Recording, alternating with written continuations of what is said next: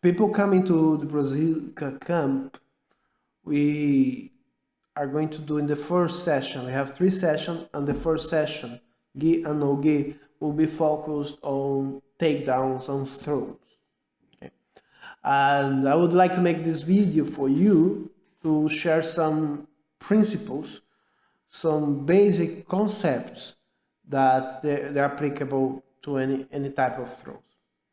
And it will be, I thought it would be helpful for you to see it, and it will give you a context on the way the throw mechanics work, and especially for people not very familiar with it.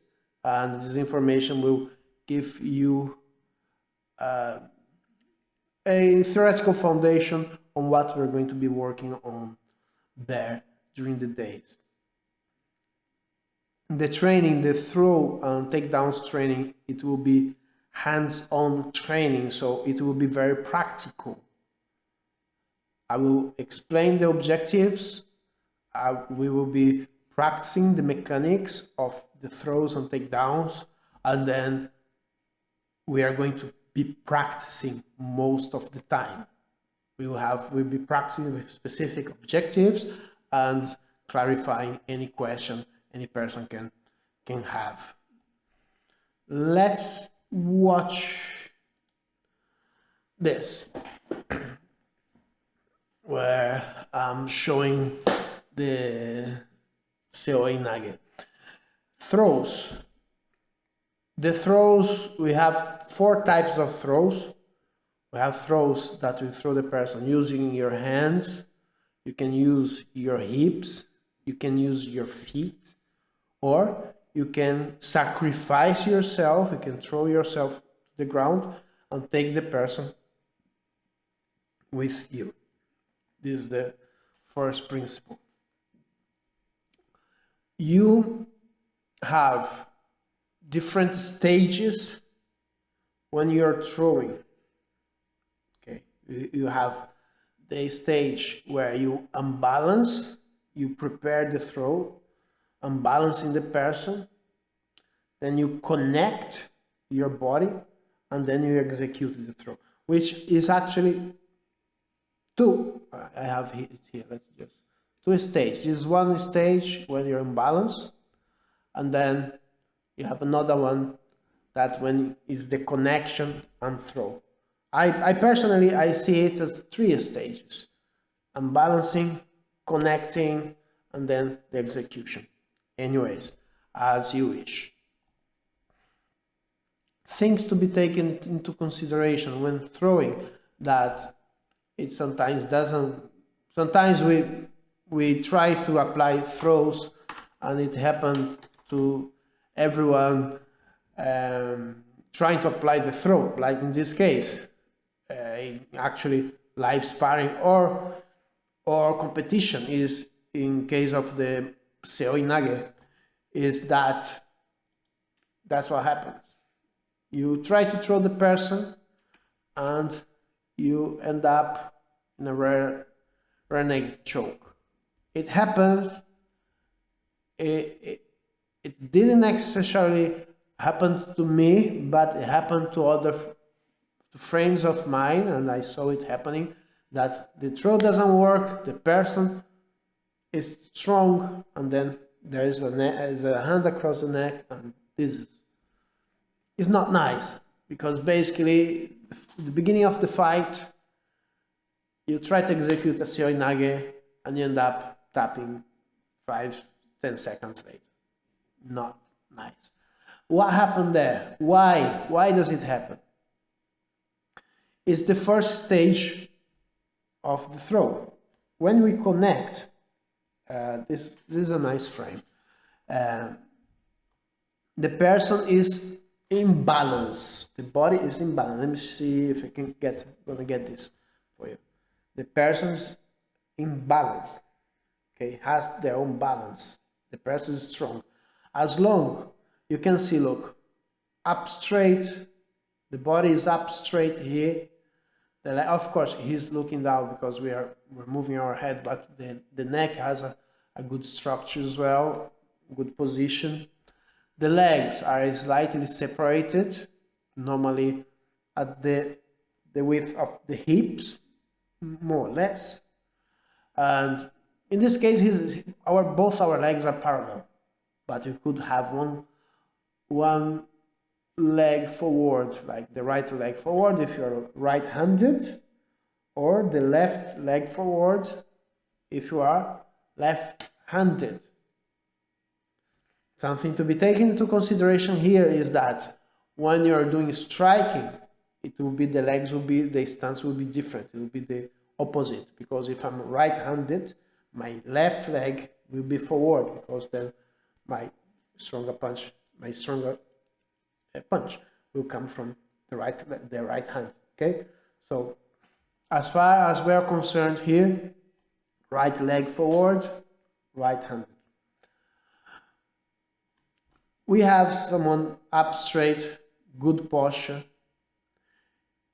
If you try to apply a throw to someone with a good posture, you're not going to execute the throw, or it will be very hard for you to execute the throw. Take into consideration that you're trying to execute a throw on someone that has more or less the same level of skill as you have, so the person is also prepared to defend. Let's go. So what happened? I have to be able to break the person's posture. I have to break the person's posture. I use my both arms, my shoulder, my hips, my legs. I'm gonna use my whole body. My whole body. In this case here, I'm showing the grips. Okay, on the collar and on the arm. This grip here, my left grip, it depends what type of throw in this style of seoi-nage. There is where you throw. Okay, here. Okay. You unbalance. You have the person up straight. You're gonna unbalance the person. In this circumstance, in this situation, the person will be pulled towards you. Okay. Something to be taken into consideration as well, something very important for us to know in throwing. You can throw, you can unbalance, you can initiate the action by going with the person or against the person. Okay? Which will be going with the person, which is using the person's energy against them, yielding, you go with them, or going against the person using the minimum force with the maximum efficiency. It will depend how it will be. It will depend on the situation. Okay. In this case, for this throw, I want the person coming towards me. I will be messing with his balance. One thing, pulling, so the body is no longer up straight, and getting the person on his toes, as you can see here on my cursor. I'm using both my hands, and for this case I use three fingers grip on my right hand, and as I pull and elevate, and this pulling, this unbalancing, it can go to forward, backwards, sideways, and for diagonal sides, 8 directions, any direction. As I pull, I'm preparing my hips to connect. Of course, I'll be using my legs as well to close the distance. Let's see what happened there.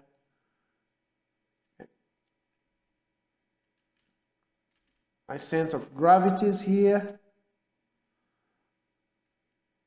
I feel balanced. My training partner must be now unbalanced. Okay. I shoot forward with my hips driving my leg. And then let's see my level here, my head level, and then boom. I'm gonna lower my level slightly. We were at same level, and I'm going to imagine. Look at this span. Now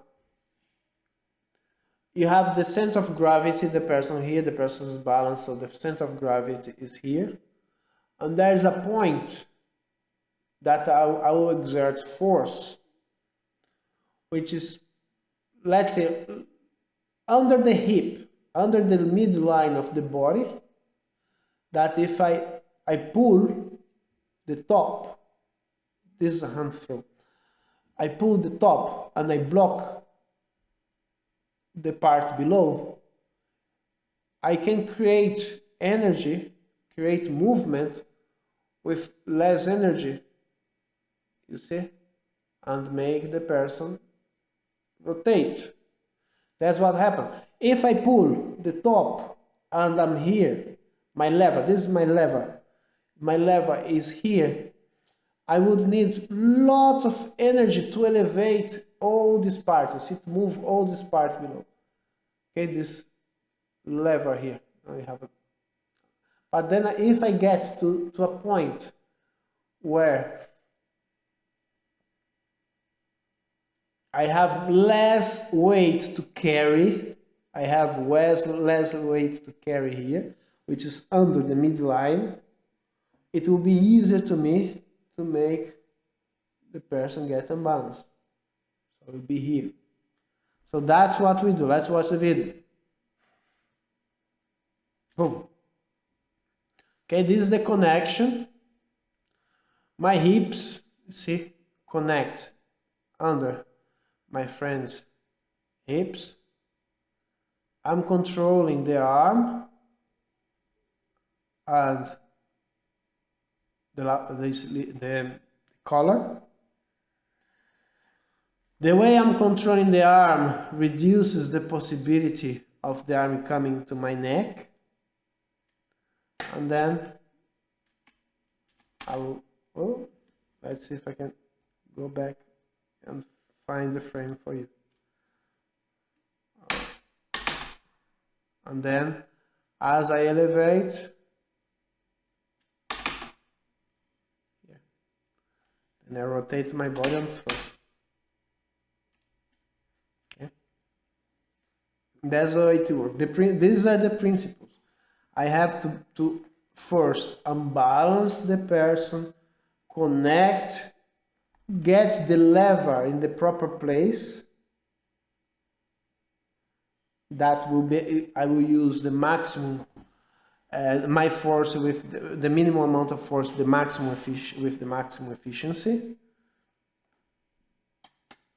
And then I will executing by pulling the person down and making the person rotate over my head.